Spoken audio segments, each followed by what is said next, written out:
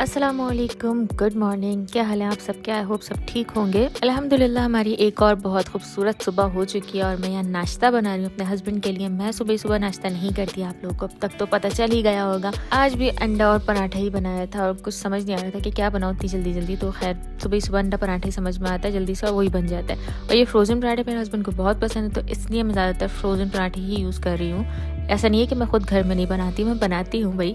Role हमारा ready हो गया है, ये पार्सल होता है रोज़ाना। और हमारी चाय भी रेडी हो चुकी है, गर्मा गर्म झाग वाली चाय। और बस फिर ये नाश्ता करके मेरे हस्बैंड तो चले गए थे ऑफिस। उसके बाद मैंने निकाल दिया था ये लोबिया, जिसको रेड किडनी बीन्स बोलते हैं और इंडियन में राजमा बोलते हैं। मैंने इंडिया रेसिपी देखी थी कि इसको कैसे बनाना है, तो मैं इसको आज राजमा ही बोलूँगी। और फिर मैं चली गई थी अपने कमरे में, फुल माहौल बना के मैं लेट गई थी। साथ में मैं वीडियो भी एडिट कर रही थी और उसके बाद मुझे बहुत नींद आ रही थी, तो मैं सो भी गई थी।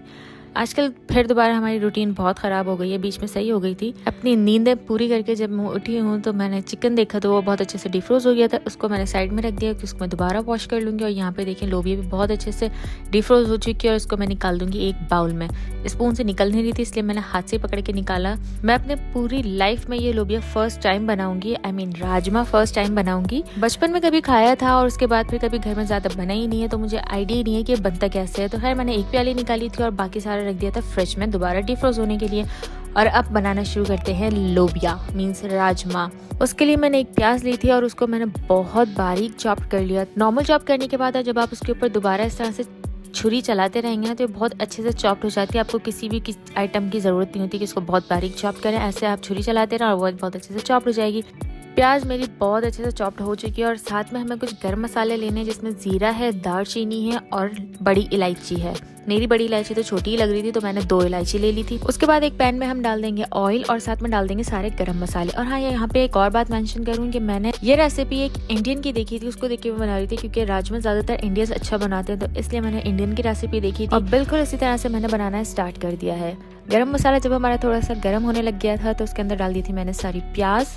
और प्याज को हमने करना है अच्छे से ब्राउन, मीन्स लाइट ब्राउन नहीं, अच्छी तरीके से ब्राउन हो जानी चाहिए। और हाँ, यहाँ पे उसने एक टिप दी थी कि जब आप प्याज ब्राउन करते हुए थोड़ा सा नमक डाल देंगे, तो ये जो प्याज का क्रिस्पीपना होता है ये बहुत जल्दी ख़त्म हो जाता है।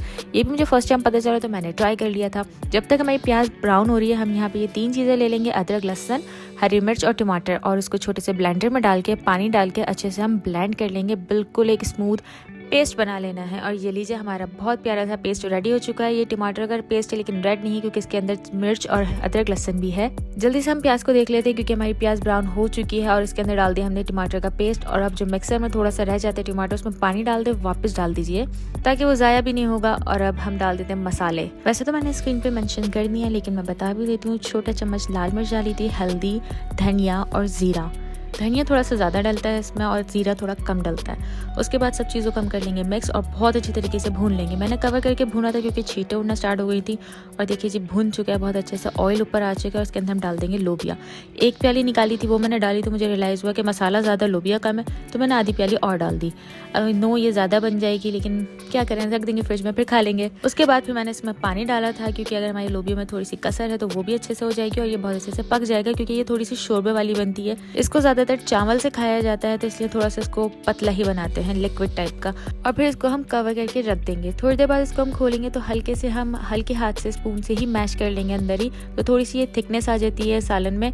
और फिर थोड़ा सा पानी डालेंगे और फिर इसको मिक्स करेंगे। जितना आपको पतला रखना है आप उतना रख के उसको दोबारा दम पर लग दीजिए।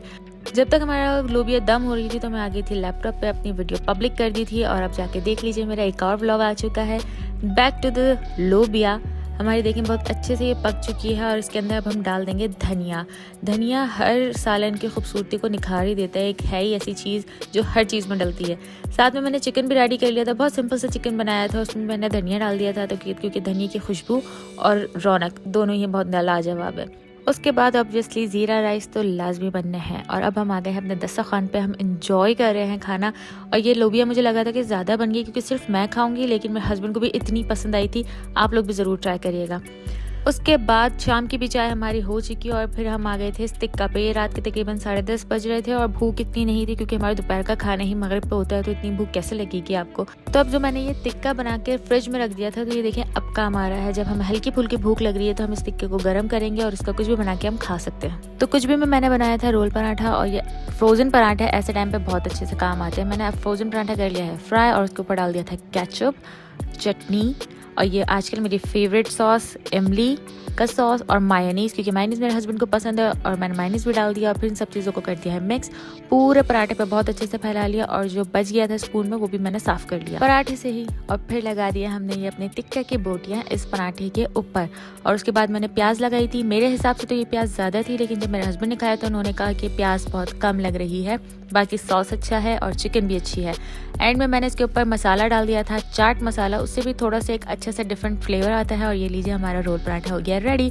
इसको हम कर देंगे रैप, क्योंकि कोई चीज़ आप रैप करके अच्छे से दे दो तो वो देखने में अच्छी लगती है, तो वो टेस्ट में ऑटोमेटिकली अच्छी हो जाती है। वैसे तो मैंने प्लेट ज़्यादा सजाई नहीं है, सिर्फ थोड़ा सा रैप किया और सॉस बना दिया था बस। सॉस में मैंने बनाया था केचप और मायोनीज़ मिक्स करके। मेरे हस्बैंड को ये इस टाइप का सॉस अच्छा लगता है तो मैंने उनके लिए ये बना दिया था। और जो साइड में फैल गया उसको हम साफ़ कर देंगे ताकि प्लेट अच्छी लगे ना। ऐसे तो इतनी सजाई नहीं है मैंने। ये हो गया था मेरे हस्बैंड का खाना, और मेरा खाना है ये पॉपकॉर्न, जिसके लिए मैंने ऑयल कम और बटर ज़्यादा लिया है आज, क्योंकि बटर फ्लेवर पॉपकॉर्न में बहुत अच्छा लगता है। लास्ट टाइम मैंने ट्राई किया था, बहुत मज़े का लगा, वरना मुझे बटर फ्लेवर समटाइम ऐसा लगता है कि बटर की बहुत ज़्यादा खुशबू आ रही है।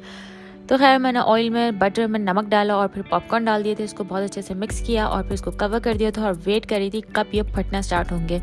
कभी कभी इनको सिर्फ खड़े हुए देखते रहो फटते हुए तो बड़ा अच्छा भी लग रहा होता है कि फट फटाफट ऊपर नीचे सब फटते रहते हो। थोड़ी ही देर में लीजिए हमारे पॉपकॉर्न फटना स्टार्ट हो गए हैं। देखते ही देखते थोड़ी देर में ये पैन हमारा फुल भर जाएगा। ये लीजिए हमारा पैन फुल हो गया और अभी भी अंदर फट रहा है मुसलसल, इसलिए मैं पैन का ढक्कन नहीं खोल रही थी। और फिर मैंने इसको ट्रांसफर कर दिया था बॉक्स में। आज थोड़े से कम बने हैं और हाँ मुझे यहाँ पे नजर आया बिल्कुल मशरूम की तरह लग रहा है ना। और फिर मैंने इसको खा लिया।